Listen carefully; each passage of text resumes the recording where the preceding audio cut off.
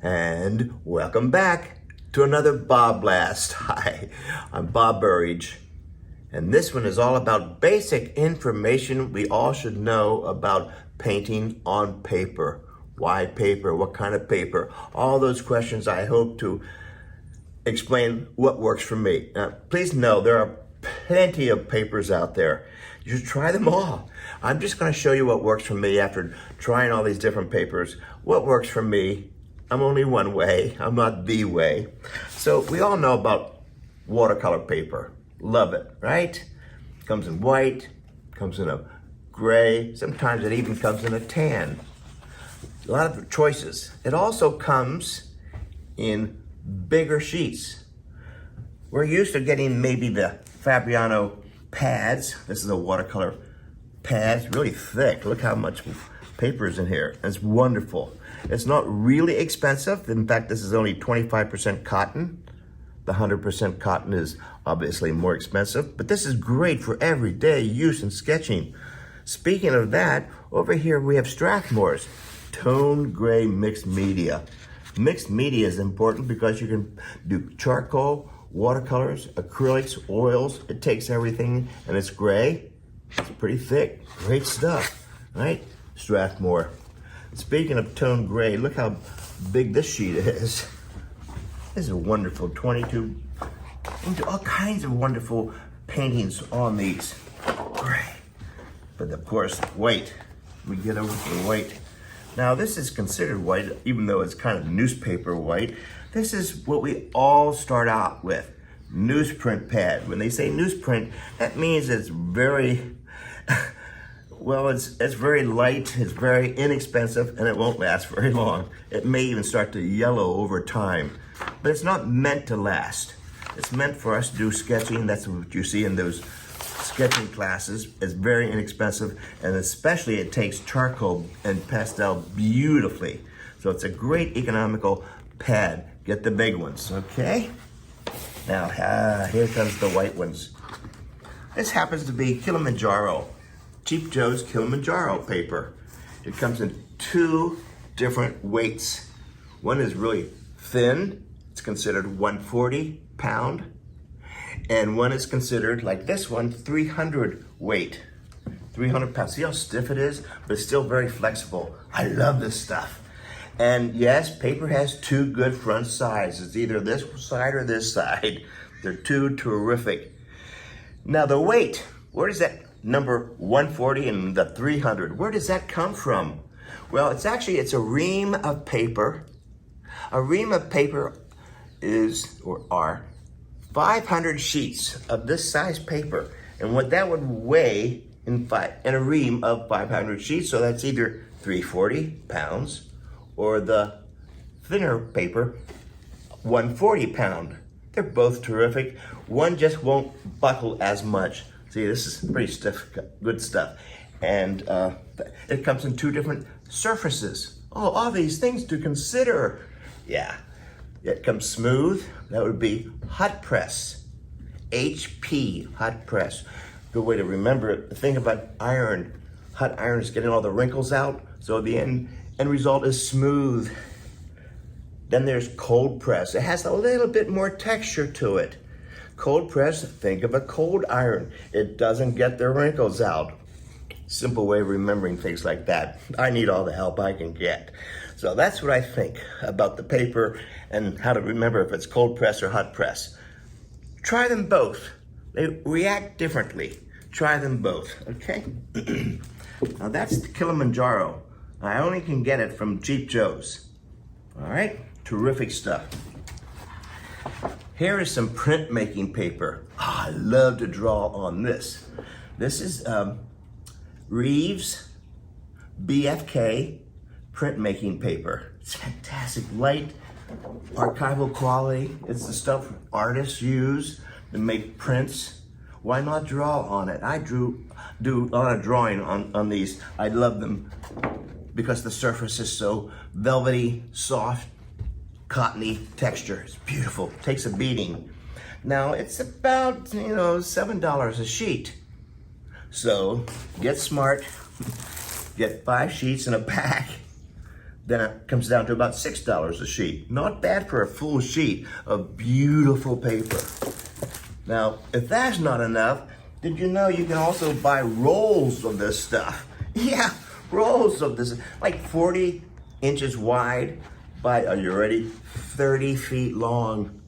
Wouldn't you love to be drawing and painting on that 30-foot long, beautiful paper? This happens to be Fabriano Artistico. I love this stuff, especially if you're doing big stuff. Now that's about the paper, the size, the weight. What about this gesso thing you hear all the time? Oh, Burridge is always putting gesso on this beautiful paper. Why?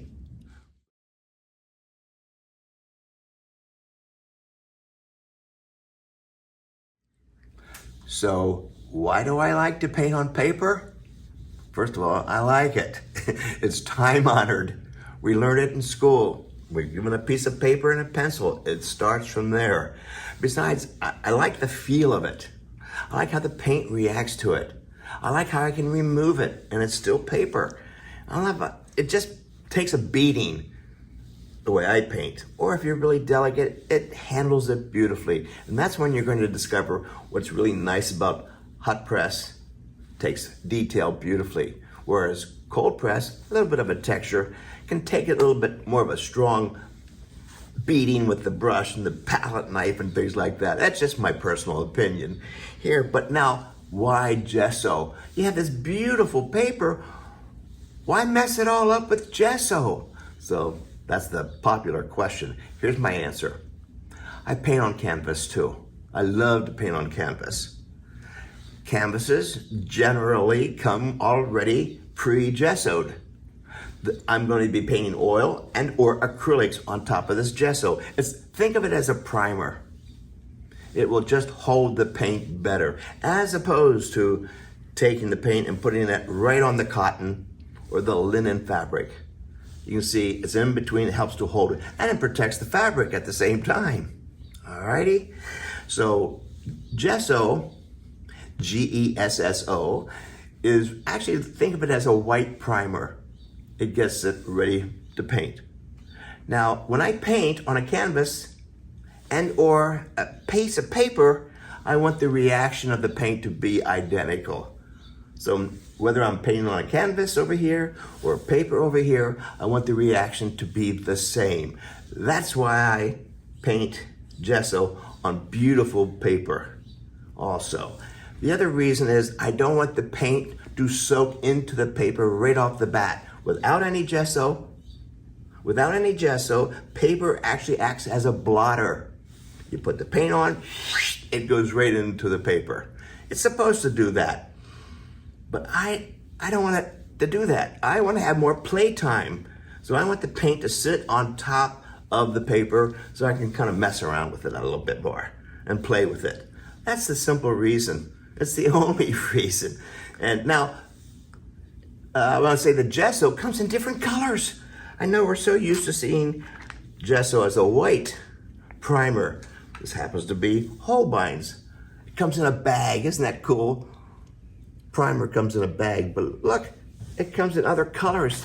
They have close to 27 or 22, I don't know, lots of different colors. So I like to prime my papers and also my canvases with either an orange or red, or check this out, gold. It has that shimmering gold look. I kind of love it. Let me show you quickly. So the brush I use, by the way, it really is known as a gesso brush. It's fairly stiff, nice and flat. I'm gonna go fast. Look at this. Oh man.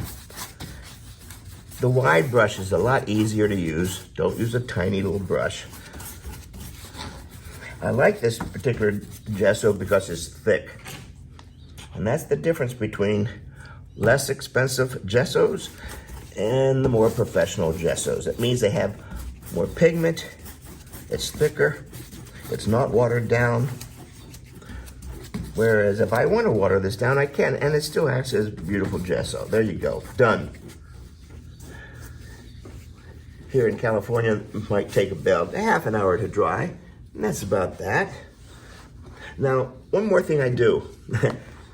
if I'm using a white gesso, I can't tell which side it's been gessoed. So before I even do any kind of a painting, I do this, I mark it. Simple as that. Now I know which side it's been gessoed. Of course I can tell because it's gold on one side, but when it's white, I can't tell the difference. That's how good this gesso is. Now, after that has dried, now it's ready to paint. But now the next question I get is, how do you get that deckled edge? Let me show you how I get a deckled edge. That's where the edge of the paper is kind of rough, looks like handmade, okay? It has that kind of homemade quality to it. Let me show you how I tear the paper.